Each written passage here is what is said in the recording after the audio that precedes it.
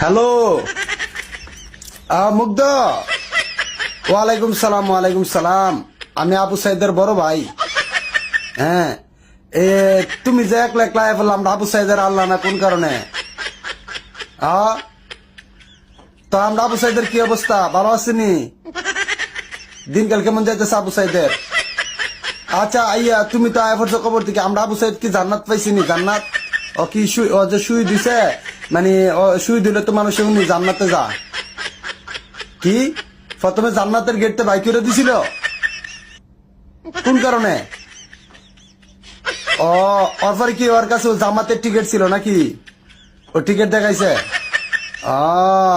তাহলে কি দুনিয়াত কি জামাত করে গেলে, মনে করো মরার আগে জামাত করলে, মানে জামাতের টিকিট দিলে কি জান্নাত পাওয়া যা?